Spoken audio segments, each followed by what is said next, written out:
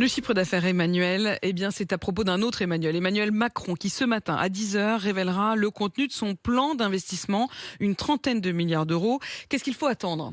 Espérons qu'il faut en attendre un peu plus que les plans d'investissement qui ont été lancés par ses prédécesseurs. C'est la grande spécialité de nos présidents de la République. Ils ont tous des grands plans d'investissement annoncés à grands coups de tambour et trompette, et les résultats sont souvent décevants. Nicolas Sarkozy avait ses fameux PIA, ses projets d'investissement d'avenir en 2009. François Hollande avait prolongé, lui, la logique, et puis il y avait les 34 filières prioritaires de Jean-Marc Ayrault. Et puis, rappelez-vous, vous l'avez tous oublié sans doute, que Emmanuel Macron, au début de son mandat, 57 milliards de plans d'investissement qui finalement auront servi à quoi? Sans doute à pas grand-chose. Alors, quel est le bilan justement de ces grands plans d'investissement? Le problème, c'est d'abord que souvent la somme n'est pas à la hauteur des enjeux.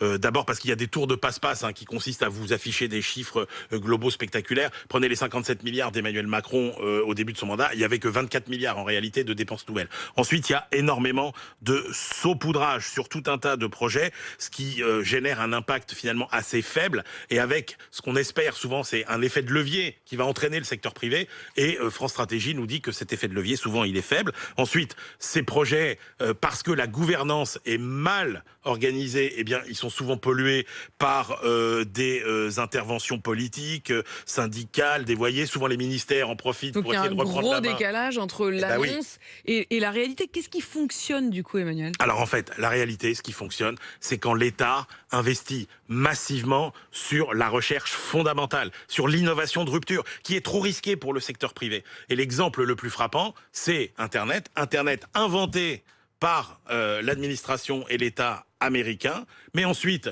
qui invente Google ? Qui invente Facebook? Qui invente Amazon? C'est pas l'État américain, c'est des entrepreneurs. Donc la recherche initiale, c'est Exactement. l'État, l'application, c'est les entreprises. Exactement. Ce qui fonctionne bien, c'est la grande innovation de rupture. Ça doit être financé sur des fonds publics, et après, place au business et aux entrepreneurs à qui il faut créer un environnement favorable. Donc l'environnement favorable, ce serait la 5G partout, c'est la fibre partout, c'est plus de zones blanches, et ça ferait beaucoup plus, ainsi qu'une fiscalité incitative. Je vous rappelle que les 20 milliards d'euros sur les impôts à la production qui ont baissé, ça a plus fait pour l'industrie automobile que tous les plans d'investissement qui ont été décidés depuis 20 ans. Vous avez tué le plan avant même qu'il soit annoncé? Non, mais c'est plan d'avenir, oui, il faut voir. Mais je vous donne juste un chiffre, il y a 30 milliards dans ce plan. Une société comme Google, comme Samsung, investit 15 milliards. 15 milliards chacune par an, pas sur 5 ans, chacune par an. On se sent tout petit. Eh oui, tout petit.